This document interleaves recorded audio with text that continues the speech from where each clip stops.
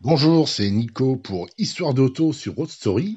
Aujourd'hui, on va vous raconter l'histoire de Datsun, ou plutôt de la renaissance et de la mort de Datsun, puisque Nissan a annoncé cette semaine qu'il mettait un terme à cette marque, malgré une renaissance en fait il y a quelques années seulement. C'est un article donc qui a retrouvé sur roadstory.com. En matière d'industrie automobile, les mauvaises idées naissent toujours le jour où on commence à prendre les clients pour ce qu'ils ne sont pas, des imbéciles. Voici l'histoire de la renaissance et de la mort de Datsun, un cas d'école. La renaissance du blason Datsun partait d'une bonne intention. Nous sommes au début des années 2010 et au sein de l'Alliance, l'optimisme est de rigueur. Nissan a été redressé de façon spectaculaire par son tout-puissant patron traité comme un dieu vivant, Carlos Ghosn. Du côté de Renault, le coup de génie se nomme Dacia. En rachetant 3 francs 6 sous en Roumanie une usine de Renault 12 dans laquelle les ouvriers élèvent des moutons, ça c'est véridique, les Français ont fait une bonne affaire.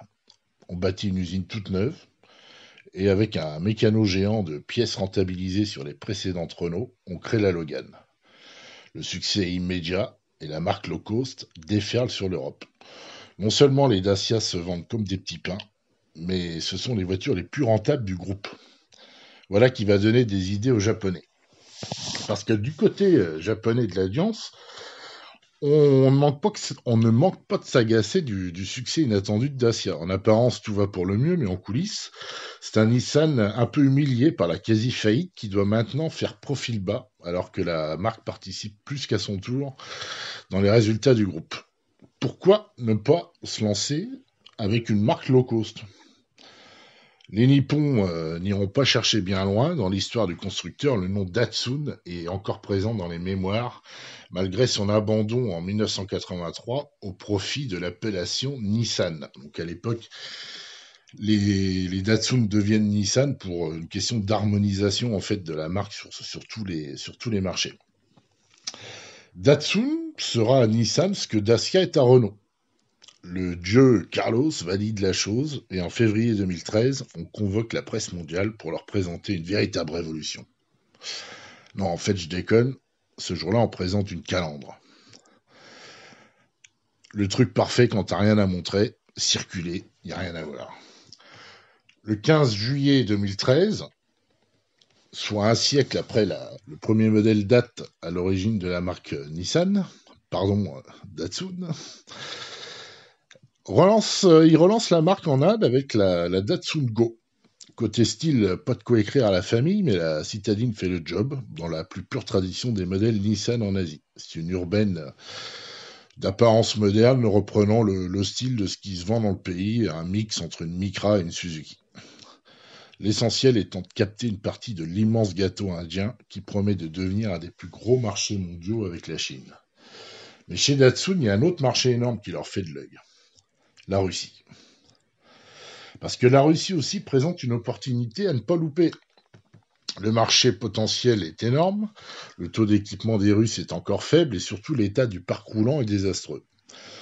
Si dans les villes dont Moscou, le russe se pavane en européenne flambant neuve, en campagne on fait ce qu'on peut avec ce dont on dispose, c'est-à-dire en général de vieilles Lada.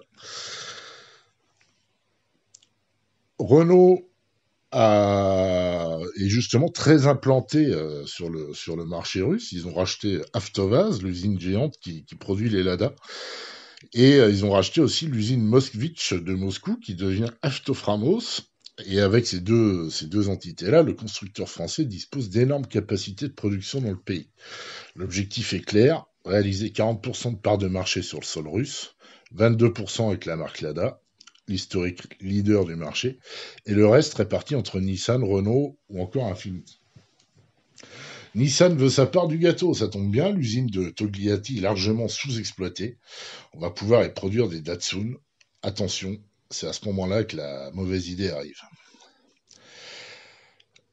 Lada n'a pas attendu le rachat par Renault pour commencer à dépoussiérer sa gamme, pour enfin mettre un terme à la production des mythiques 2105 et 2107. Le constructeur russe a mis au point sa Granta. Basée sur la plateforme de la Kalina, elle est étudiée pour remplacer dans le cœur des Russes les dérivés de Fiat 124 produits depuis trop longtemps. Pour 5500 euros, le russe moyen peut s'offrir une nouveauté au style moderne. Datsun a besoin d'un modèle prêt à produire qui coûtera rien en recherche et développement. On va replâtrer à la va-vite cette Granta qui justement cartonne en tête des ventes du marché russe. Le discours de la marque Nippon est simple, on s'adresse à une clientèle plus jeune avec un produit, c'est promis, au standard nippon. La Datsun sera une Lada Granta, mieux présentée, mieux fabriquée, mieux en tout. Construite sur la même ligne d'assemblage de Togliatti que la Granta, elle ne s'en distingue pourtant que par un style pour le moins maladroit. Dès le lancement, tout le monde est pour le moins sceptique. La promesse sent le sapin. Évidemment, dès le départ, personne ne veut de cette Lada Datsun, baptisée Datsun Hondu. Non seulement elle n'apporte rien de nouveau au soleil, son nom ne veut absolument rien dire, mais l'Alliance va commettre toutes les erreurs possibles dans cette histoire. La première erreur est de croire que changer la calandre et la console centrale d'une voiture allait changer la perception que pourrait en avoir l'acheteur russe. Pour une bonne et simple raison, l'acheteur russe est très content d'acheter une Lada Granta, leader du marché, elle se vend très bien, et le client ne voit pas l'intérêt d'acheter son clone prétentieux. La seconde erreur sera l'absence quasi totale d'évolution de la gamme. Si au début on pouvait entendre que Datsun n'avait pas le temps de développer ses propres modèles, après quelques années, faute de nouveautés, la Hondu est toujours considérée comme un clone de Lada.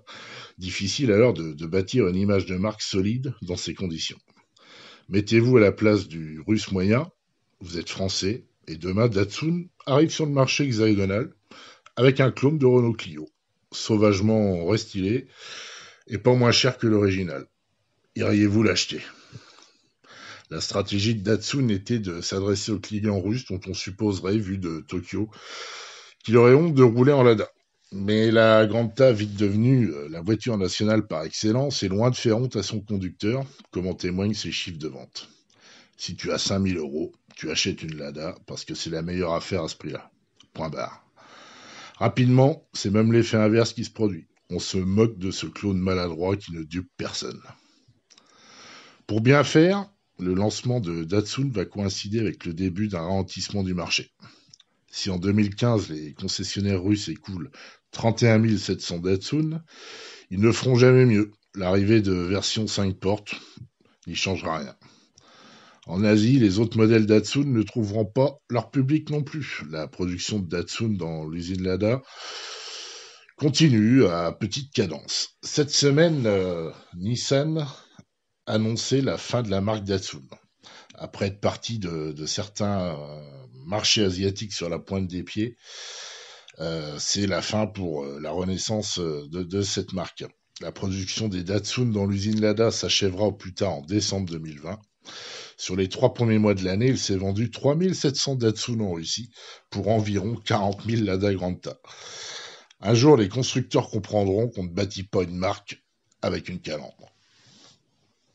Vous pouvez retrouver cet article avec les photos, et notamment des photos de la Datsun russe comparée à son équivalent chez Lada.